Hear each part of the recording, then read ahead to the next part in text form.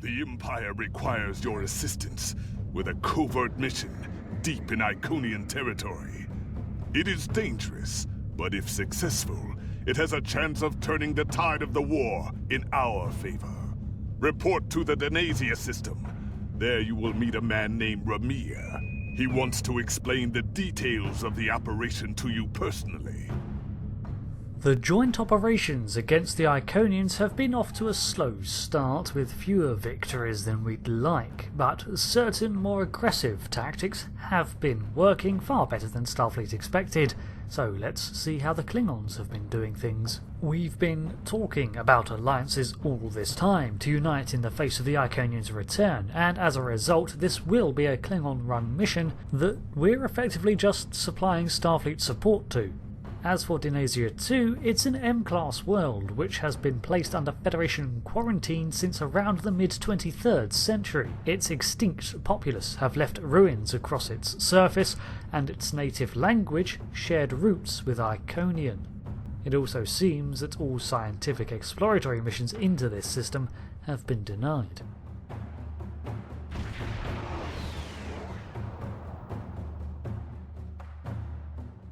Ready for transport.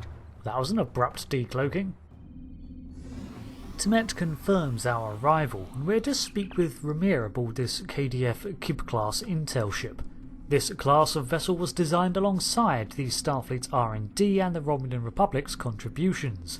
Starfleet and the Republic also have their own resulting stealth vessels from this collaboration. Needless to say, this is all looking very cloak and dagger. And one thing that is often underestimated is the Klingon intelligence services. They're pretty good for such a stereotypically brash species. Kapla, and welcome aboard the IKS Hague. My name is Ramir, and this is my ship. From what I understand, you requested me personally to take part in this mission. Your reputation for getting the job done precedes you. Alliance Command gave me the authority to pick who would assist us on this mission, and your name was at the top of the list. Forgive me then, because it seems like you hold quite a lot of sway, but I've never heard of you, Captain Ramir. If you do not know about my team or our missions, then I have been successful. There are many battles fought in shadow. Now, if you don't have any further questions, follow me to the briefing room. I will give you more details about our mission there. All I know is the name House PEGH. Would you tell me about them? As much as you can, at least? House PEGH is the code name for a discreet group that serves the Empire. My team are all warriors, but you will not find us screaming battle hymns or leading the charge against an army. Guile and secrecy are our weapons of choice. Guile and secrecy. Some would say that's not honourable. There is honor to be found, even in dishonesty. If an enemy force can be felled by words or the simple removal of one troublesome individual, the entire Klingon Empire is strengthened by the acts of a few brave men and women. My warriors do not use poison, and we look our targets in the eye before they die. But there is no need to shout when a whisper carries more meaning. That's quite a commendable attitude. It's actions like this that can save lives in the long run. And from the sound of it, there's still a lot of combat, so it's less of an assassination and spy group and more of a hit squad. The past few years have brought about many changes in our ways, and a warrior who only uses one weapon would be a poor warrior indeed. As the mighty Kahless once said, a well-aimed blade can sometimes achieve more than a fully armed armada. Now let us begin the briefing. Oh yeah, Kahless is often remembered for being a great warrior, but let's not forget he was an amazing tactician too, which is what made him such a good leader. We follow Ramir into a dimly lit Klingon briefing room. Data recovered from the station in the Kalbridan system has pinpointed the location of a second base in the Denasia system, containing several of the Iconians' Omega generators. I understand you had a hand in recovering this information. The specifics would be classified, but the official report says it was Delta Flight. Of course. Nevertheless, we have the coordinates of the Iconian base. Our plan is to sneak in and sabotage the Omega generators. Taking them out will cripple the Iconians' ability to refine the Omega molecules that fuel their gateway networks. Of course they're using Omega, just like the Dyson spheres. Well, just a quick question though, how are we going to sneak anywhere, unless you want me to slalom some asteroids once again? Infiltration is our specialty, and we have technology not available to other ships of the fleet. Our cloaking device can extend to protect your ship as well. That should be sufficient to protect us. Advances in Klingon cloaking? I wonder if that's due to the Romulan Republic. They did say they were going to share their tech. And if it fails? Then we fight. I expect we will have to fight our way out anyway, after we detonate the Omega generators. I hope your crew is up to the challenge. I think we've proven ourselves. But not to poke too many holes, but when you detonate and destabilize Omega molecules, they do tend to sort of explode in a way that destroys subspace and, you know, destroys any sort of faster-than-light warp or communications. So how are we going to get out? Our scientists put the risk of a catastrophic reaction at less than 7%. That is an acceptable risk. Okay, look, I'm going to get all Starfleet about this, and 7% is good, but it could still be lower. This is our mission. You, of course, have the authority to change our mission parameters. Do you mind if I talk to your tech expert, get that 7% down a bit more? Valere is right over there. She will also be a part of the away team to help extract any Iconian intelligence we find in the facility. Be careful. Her mate Travana is very protective. Okay, understood. Also, I just need to... Oh, he was a good tug. Yes, you are. Yes, you are. Yes, you. We make our way to two surly-looking Klingon women who loitering at the conference table. One of them, Travana, intercepts us. What do you want? Lots of things in life, but right now I'd settle for knowing we're not going to blow a hole in subspace. Ramir said I should talk to Bella. Why? Because we'll be working together and it will mean oh so much to me. Don't worry, Travana. It's fine. Wow, you project. Quite loud. Now, Ramir tells me there is still a slight chance, about 7%, of causing an Omega molecule chain reaction when we blow up the generators, destroying subspace for light years around. Yes, but the chances are slight. If the charges are properly placed and calibrated, it should not be a problem. I'd rather search for another way. Well, the risk comes from non-stabilized Omega particles. They are very unstable. If a chain reaction starts, we will not be able to stop it. If that happens, we'll lose our ship, yours, and anything within a few thousand kilograms at the least. But if that happens, the heralds in the system will be destroyed too. That's something. Okay, well, thing is, the Federation, specifically the USS Voyager, accidentally discovered a way to stabilize Omega molecules for safer disposal. We kind of tend to keep that discovery kind of quiet, for obvious reasons. Ooh, arms race. Right. If we were to stabilize the particles into one or more Omega molecules, the chance of a detonation would be greatly reduced. I will need to run some numbers.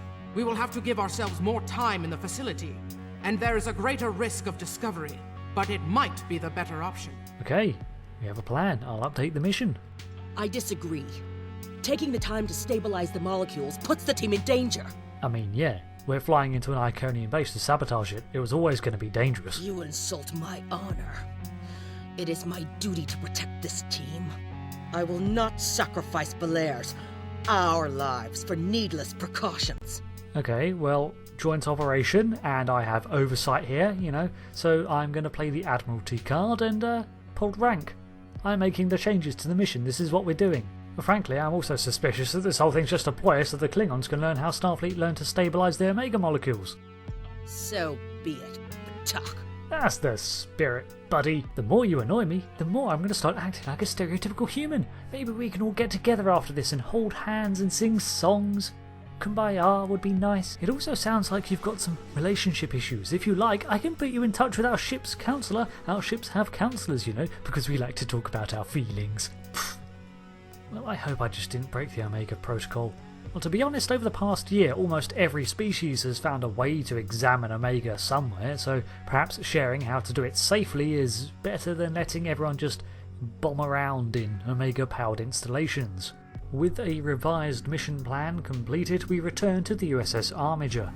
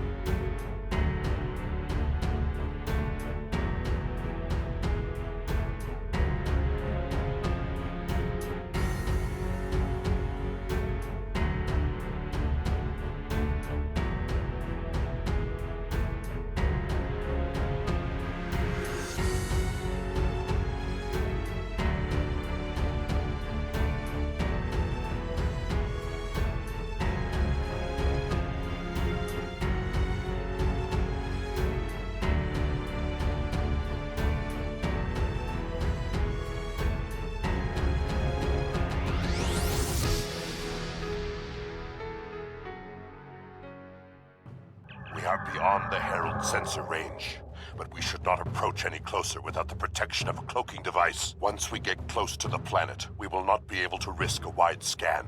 So we will need to perform a series of pinpoint triangulation scans in order to locate the facility housing the Omega generators.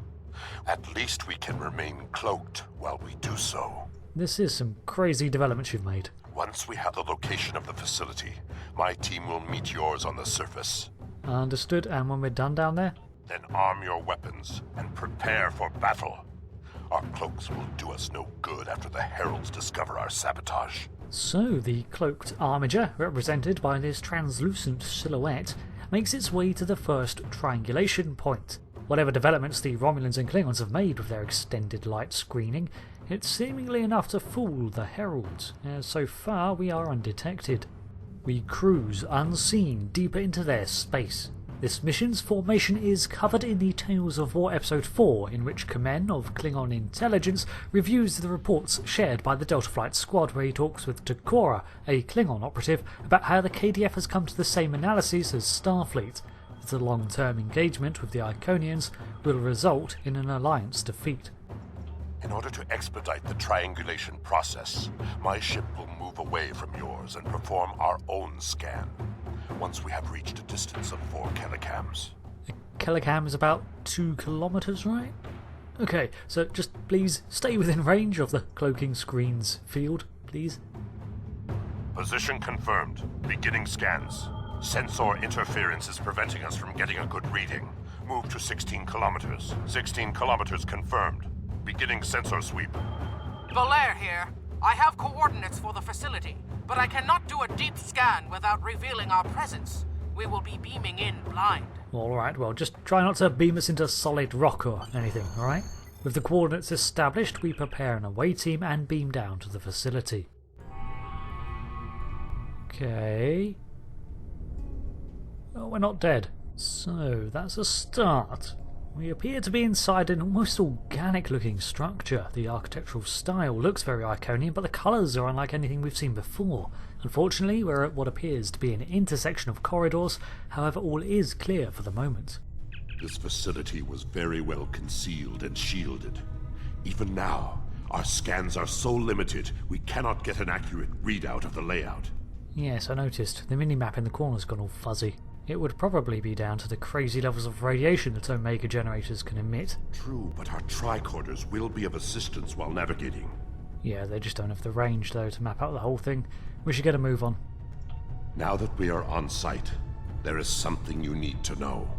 Presumably this is something you couldn't have told me before we started the mission? Only because I had orders which would supersede yours. I am not the leader of House PEGH. Now that we have secured the landing area, it is safe for him to join us. So wait, who's in charge of House PEGH? Remir to Hague. We are ready for him. Ah.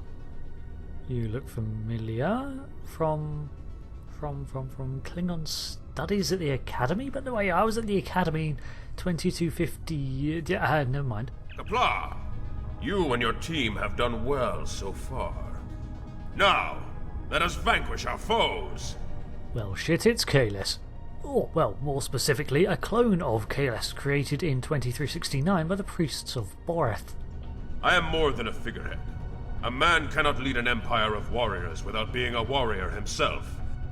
I carry the Sword of Kahless, a weapon of fables, forged by Kahless the Unforgettable in the fires of the Kristok volcano, and cooled in the icy waters of the Lake of Luthor. This blade slew Molor, it conquered the Fakiri, and created a mighty empire. Now I will wield it against the infernal servants of the demons of air and darkness. When you say it like that, it kinda does sound cool. Although, you know, I do love a good sword fight, but will this actually work against Iconians? Your Highness. There is always a need for the Sword of Kahless. It is a symbol of eternal victory. No one who uses it can be defeated. So yeah, this cloned emperor, based on the preserved DNA of the real Kahless, was devised as a leader, engineered by the monks of Boreth to lead.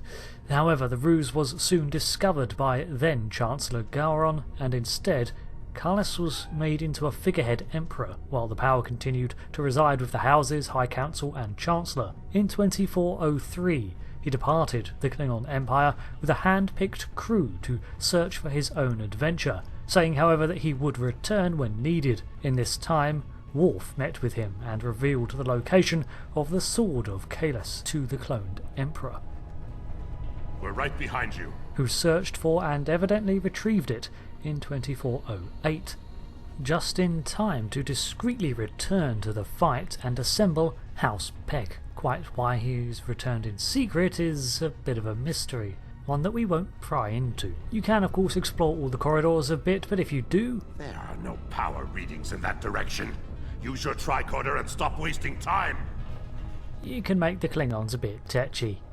It's not long before we find a herald presence and have to fight them. Just as with prior ground skirmishes, we can hold our own rather well against them, and even Kahless, armed with the legendary sword and a personal shield, is able to get close and slice up the constructs. Well, this certainly looks impressive, but I'm not getting Omega traces from it, so let's move on. Sensors are picking up a different Omega generator. My team will handle this one. So we're splitting the party? Sure, this dungeon crawl will go just fine. The Emperor is wielding the mighty Sword of Kahless into glorious combat with the demon's forces deep in their underground lair. What could go wrong? We press into the depths of this facility, and our passive perception allows us to spot a Herald Harbinger patrolling ahead. No matter how high our stealth check is, we will have to engage this foe eventually. Around the area, however, we uncover an Iconian log. It's recent. It says that the Solanae will be unable to enter our realm due to the Delta Flight's actions in the Kulbryden system. Good, it set them back at least 200 cycles. Is that an Iconian day? If so, that's probably good. They don't sound happy about it. It mentions something about also needing to reintegrate the Solanae into the whole, with a capital W.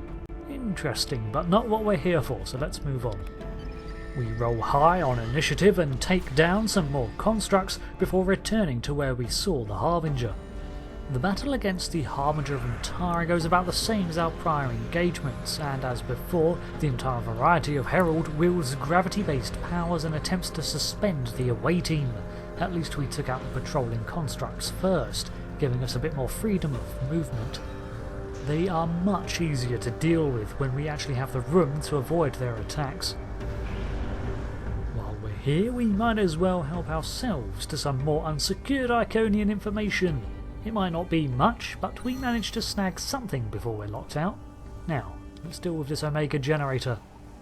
The minigame here is quite easy. We just have to complete a single molecule by catching the particles. Basically, it's a timing event. And when the core has been successfully stabilized and the risk of a catastrophic Omega event nullified, we are free to collapse the molecules with spatial charges. Our charges are set. We will meet with you in the hallway ahead. We return through the strange corridors, like the inside of a geode, and have to engage a small patrol of constructs, led by a defiler, before we manage to reunite with the Emperor and his team. Well, it looks like they've not lost anyone either, so I'm going to assume that their generator went down without a hitch as well. We got some information from the Iconian network. How did you do? Yeah, we grabbed some info too, but we haven't had time to decipher it. Fortunately, I come prepared. My tricorder is loaded with the best decryption subroutines available in the Empire. Wrote a couple of them myself. Well, in that case here, have at it. This is interesting. There are battle plans here for the Delta Quadrant. The Iconians were advising the Vaadwaur for months before the conflict started there. In fact, the Iconians insisted that the Vaadwaur start their attack in the Krenim Imperium, although they didn't say why. I also see data on where the Omega energy is being distributed. This is good. If we use this, we can attack the subspace stations where... Oh no! Okay, oh no what? Ket, one of the Iconians! It is here! Don't get spooked, our mission is still the same. Yes, sir. We need to find the last generator. Use that panel to access a visualization node and locate the last Omega generator. Okay, looks like this is a security or camera station, and I think I found the final generator room. Zoom in on that! That's an Iconian. It's Taket! An Iconian! My blood sings for this battle. It will be glorious! I think this is one skirmish we should avoid. Kahless, my emperor. You are the strongest of Klingons. You wield the Sword of Kahless. But there is no one who can face an Iconian in single combat. To be fair, I don't think anyone's tried. The war does not go well for us. You all know what we face. Our people need a symbol to inspire them. That is what I was created to be. This battle will be one of legend. Every soldier of the Empire will have this tale on their lips. Do they need the inspiration of a martyr? Because that's what's going to happen. This is not my day to die. It is my day to kill an Iconian. Does anyone else want to chime in? This doesn't seem like a good idea. Who am I to argue with the Emperor? Firing a disruptor at an Iconian is like attacking a starship with a stick. The Sword of Kahless is a remarkable weapon. It might be the only thing that could work. But it's still a sword, an inspirational one, but it's still just a relic. Why is everybody just staring? Is this some Klingon thing? I don't get it, I don't follow. We part ways here. Complete your mission. I will descend to the lower level and challenge the Iconian. Well, fight well, I guess, Emperor. We create a legend this day. Remember it. If anyone can kill an Iconian, it is Kahless. Miko kara endo kila edo cham karedo kila staparecho mara eko rika rika rika Sopatare Kiroha Rika Rika Rika.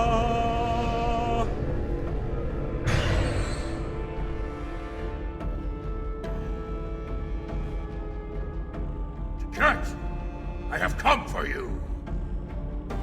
Face me, creature. I challenge you to honorable combat. Come forth! I am Kahless the Unforgettable. Destroyer of Molor, defender of Kamchi, and emperor of the Klingons!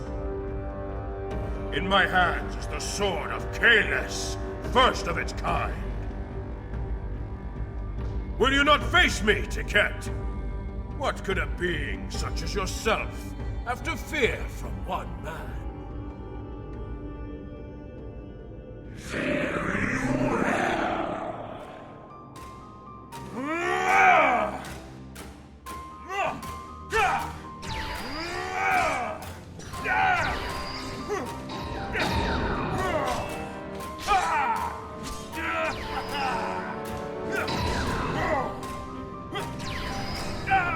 We are 80.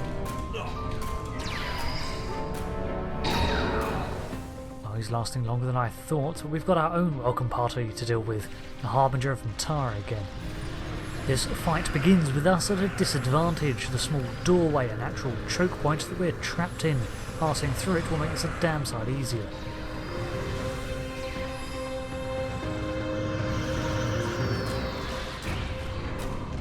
Throughout this battle, more heralds portal in. I think it's safe to say we've lost our element of surprise, and soon even a defiler is brought in. But eventually, with the aid of the Klingons, we bring down all the obstacles in our path, no matter how big. Taket's too strong. Nothing Kahless can do is hurting it. We have to weaken the Iconian, and I think I know how. Omega molecules gather energy like sponges in water. That's why a small amount of Omega can generate such a vast amount of power. Quick! Find a console and activate the reactor. If we hit the Iconian with Omega, we might be able to injure it. I'll say. That might even be overkill for an Iconian.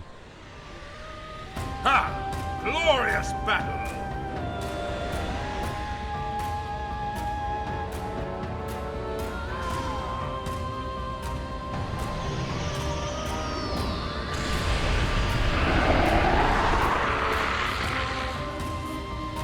The honorable warrior will always prevail, demon.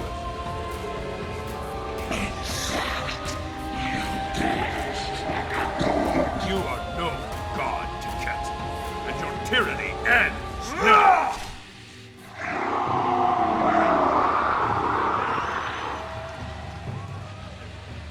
Now, to finish this.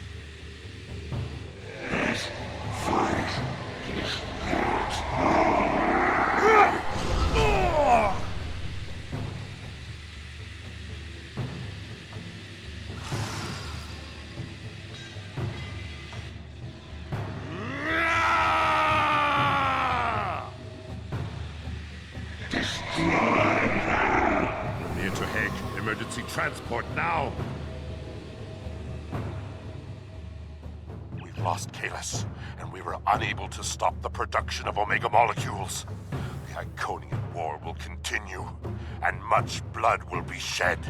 Hey, we did manage to steal some information. True. The data recovered by your team in Belair will be invaluable to the Alliance. The only thing to do is make sure it reaches them. To do that, we must escape this system. Agreed. So, let's set a course and get out of here. You're right. We can't risk this intel not making it back to the homeworld.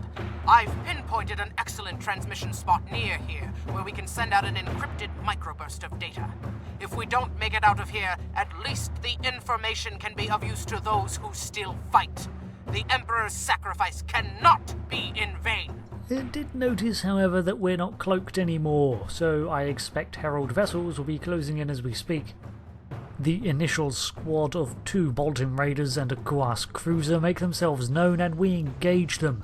As with most Iconian engagements, we can expect more to show up the longer we're here. One of the Raiders makes a ramming run on us as it fails, severely damaging the armature, but we reroute shielding and pull through.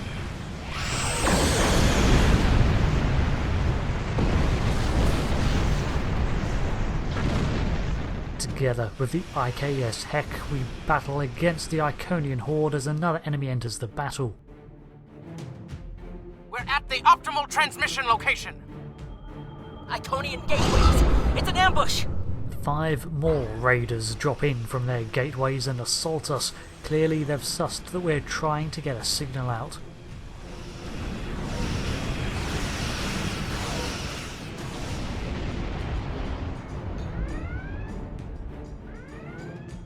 More gateways. Something big is coming through. A Vonth battleship. Well, at least it's not a dreadnought. And this one is accompanied by several more cruisers. Needless to say, this skirmish takes its time as we exchange fire with the Iconian vessels. The help of the KDF stealth ship is invaluable, however, as it occupies the attention of several of the enemies and helps us tackle the problems one at a time. The battleship deploys its seen-before tactics of opening up gateways to a star's surface to roast us with direct solar flares, but by now we know that disrupting these portals with phaser fire is enough to close them again. As long as we put them down as they pop up, we should be good, and likewise any energy boosters that they try to tap into.